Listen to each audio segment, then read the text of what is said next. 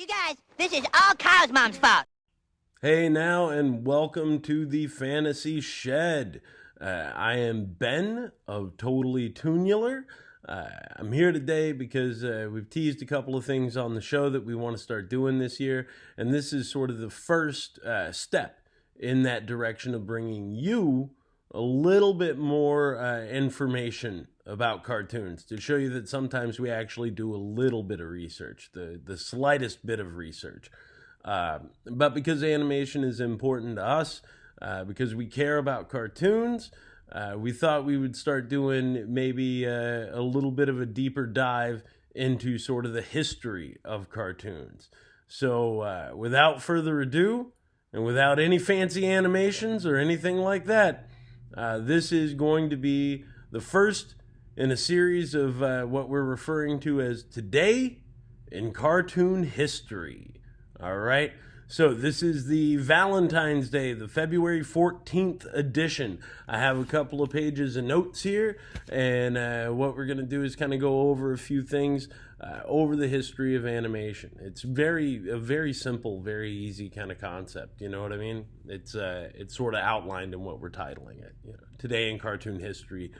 So we talk about today in cartoon history, right? You guys get it. You're very smart people.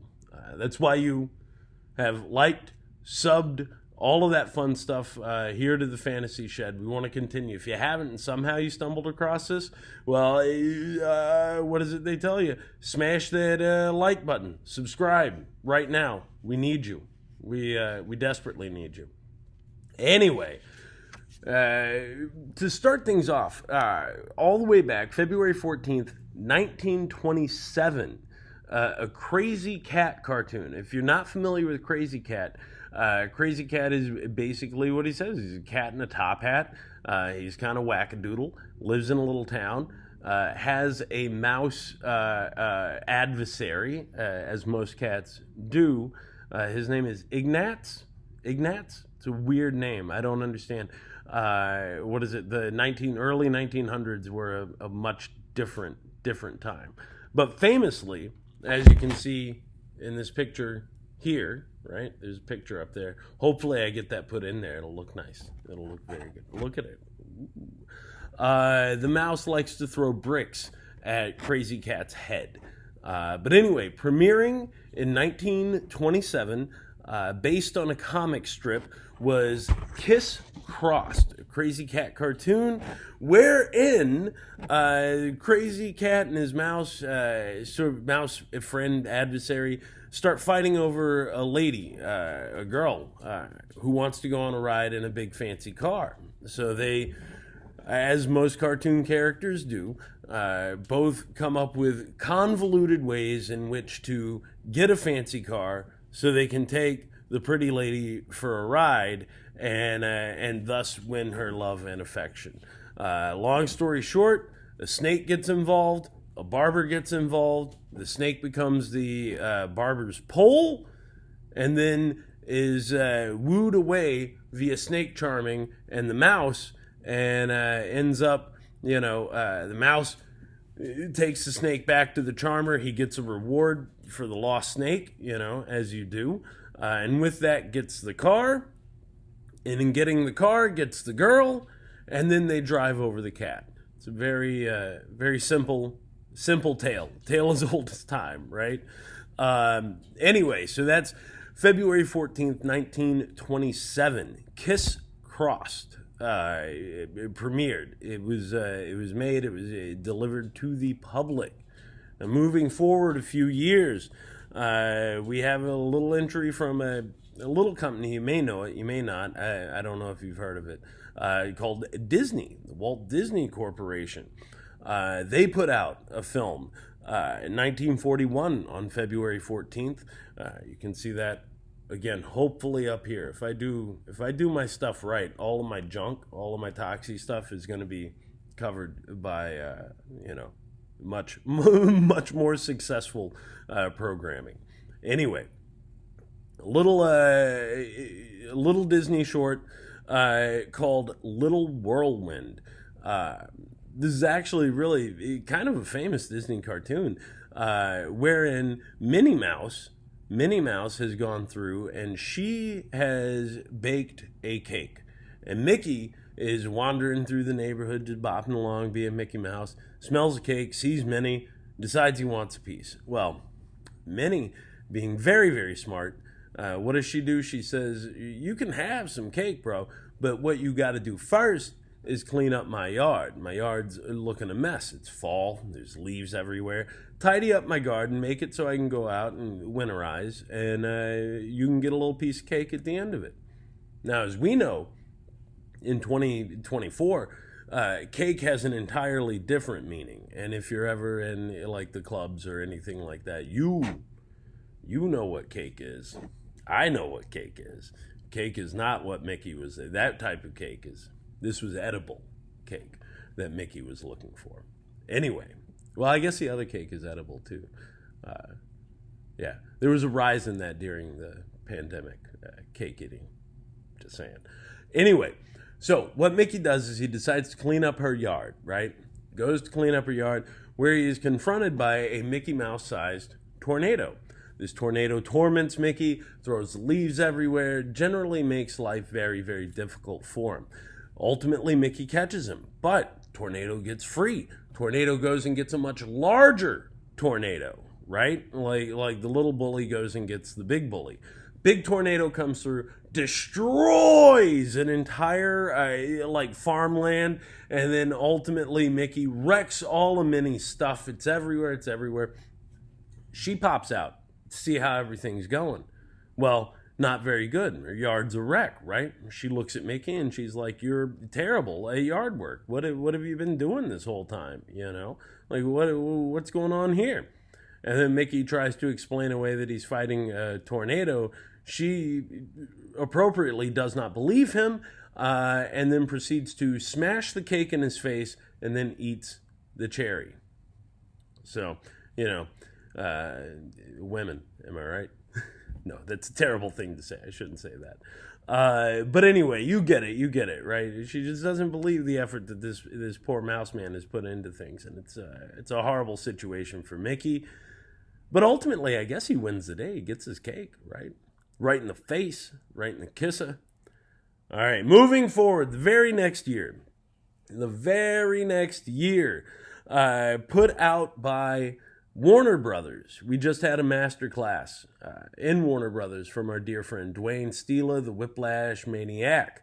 And this fell squarely into that sort of golden age routine. As we learned with Dwayne, one of the first big stars in Warner Brothers and the Looney Tunes was Porky Pig. It's not the rabbit. It's not the duck. It's Porky Pig is one of the first ones. And this cartoon, premiering again on Valentine's Day dedicated to love and affection. This cartoon was called Who's Who in the Zoo? And our dear friend Porky Pig takes us on a tour of a zoo. And it's very sort of, it's kind of mundane. A couple little goofs here and there about the different animals that are there and little jokey jokes or whatever. They throw in 3 different kind of wolves, like Timber Wolf, Snow Wolf, and then Hollywood Wolf, which was a big gag that Warner Brothers used to like to do in the day. They used to like to poke fun at Hollywood, even though they were part of the system that ultimately destroyed everything for everyone involved in media. And that's why we're talking on YouTube today, as opposed to this showing up in any major sort of function. I guess YouTube is more major. It's where the children get their information. So any of you kids out there watching, you don't have to tell your parents you're watching this, because this is good, wholesome entertainment. So you just like, share, and sub right now. Yeah, share it. Show everybody this video. It's great. Tell them all the things some weird little guy in Tennessee is talking about the system. It'll be good for you. Anyway, moving forward from that, we're all the way into 1948, and we're still hanging out with Warner Brothers. This one is arguably one of my favorite Warner Brothers cartoons. I've seen this thing a few times. In 1948, on Valentine's Day, February 14th, we have introduced to the world what makes Daffy Duck. What makes Daffy Duck? This is a Daffy and Elmer cartoon from back in the day. Elmer and the fox are out. They're looking for some duck. It's duck hunting season. So during duck hunting season, we hunt ducks, right? That's what we do. Anyway, they try to accost Daffy while he's in the shower, right? Like he's taking a shower, he's getting clean, bird bath, so to speak. Anyway, I'll laugh at my own jokes. I don't care. I really don't. That's what part of this is, it's me having fun myself. Whatever. Anyway, so they accost this poor duck in the shower, but he ties their fingers together in knots, right? Like he ties their fingers together in knots, and that's no good. Then Elmer, a little later on, ultimately comes up with the best way to get a duck, and that is with a duck lure. And what he does is Elmer Fudd dresses up in a sexy lady duck outfit, right? Like he's all dressed up like his hot lady duck in an attempt to seduce Daffy. Now, ultimately, Daffy is in love. He's here for it, right? Like he's like, look at this hot lady duck. I'm gonna get me a piece of that or whatever he says. I don't think he said that, but something along those ways. Something along those lines. I'm very sure. Anyway, but he goes under the water, and in an attempt to get a better look at the duck and all of her ducky bits, he realizes that, well, those are hunter's boots. And then Daffy is all of a sudden like, he's like, holy crap, you know what? That is actually that's Elmer Fudd. That's Elmer Fudd right there. What are we doing? This is crazy. I can't have that, So he realizes that the jig is kind of up and he's hip to the game. And so Daffy then once again starts turning the wheels on Elmer. Go through a couple of good gags. Ultimately, Daffy, right near the end of this, switches the sign. Duck season is now closed. Fox season is open. So this fox from the beginning of it. Elmer, Daffy, dressed as a dog. He's now dressed as a dog. Everybody likes to dress up as other things in an attempt to fool people. And it just makes me wonder if, like in the 40s and 50s and all of this time, if people were actually like really that gullible. You know what I mean? If people were really, really that gullible. Anyway, long story short, he switches the sign, sends Elmer on a fox hunt. Daffy gives the big reveal. Boom, there he is. I'm Daffy Duck. I'm Daffy Duck. I got one over on this ridiculous hunter, right? It's very good. Very good work. I love it. That's going to take us now into 1953.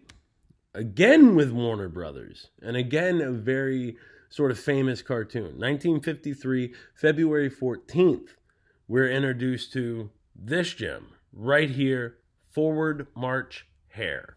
All right? So, Forward March Hare. Long story short, and we're going to keep this one short and simple, babies. Bugs Bunny is drafted. Bugs Bunny is drafted. He is now officially in the military, thanks to a mistaken identity and a misdelivered letter. Bugs goes into the army, and hijinks ensue. You don't need to know anymore. You just need to go find it. Forward March Hare. All right? Very good. Next, again from Warner Brothers. These are great. Like, I love this. We talked a little bit again about this with Steeler. But this one, you won't really be able to find. I mean, you can find it. You can find all of this stuff if you desperately want to. But it's not been replayed a lot. It's called China Jones. And basically, China Jones is sort of offensive. It's actually, it plays a lot into Chinese stereotypes, which, again, different time, different sense of humor. Never cool to stereotype. There's a lot of laundry talk. There's a lot of Confucius talk. They really just hammer home a lot of these sort of horrible stereotypes throughout it. So maybe you miss it, maybe you don't. It depends on you, your sense of humor, how elevated your thinking is, whether or not this might be a thing you want to seek out, all right? And from there, we move over to Hanna-Barbera, and we jump into some Tom and Jerry. Now, this one, 1966, February 14th. I'm finding a couple of conflicts here, but because today is Valentine's and because today is a day of love, we're going to go ahead and include it here, all right? Tom and Jerry cartoon, 1966, February 14th, maybe April, we don't know. But it's called Love Me, Love My Mouse, okay? Another simple cartoon. Tom gives Toots, the lady cat, a mouse as a gift. Jerry, he's upset that she doesn't want to eat it, and instead she mothers the mouse. Simple premise, right, guys? Very simple premise. It puts us in a really good place, too, for some comedic hijinks, all right? Hilarity ensues. And that is 1966. So those are some of the major premieres on major historical cartoon moments. As I went through a little bit of research, the slightest bit I did for this, I was able to find also, we had one major ending for a cartoon, much more contemporarily, right? So in 1999, Family Guy premiered, okay? Its initial run ended on February 14th, 2002, ultimately later to be revived in like 2005, okay? From there, in 2011, we had one big premiere again on the Walt Disney Channel, and that is Jake and the Neverland Pirates. This thing. Never heard of it. Don't know what this is. It only lasted for 4 seasons, but apparently it takes place in Neverland and involves pirates. And the last thing I know to take place in Neverland and involved pirates ended with an HBO documentary made about it. So that's Jake and the Neverland Pirates. Anyway, guys, kept you long enough. Thank you for joining me today. This has been Today in Cartoon History. Maybe one of these days we'll find an animation for it. But thanks for watching. Thanks for hanging out. Like, share, sub, all of the fun stuff. And we'll catch you live later tonight. Deuce.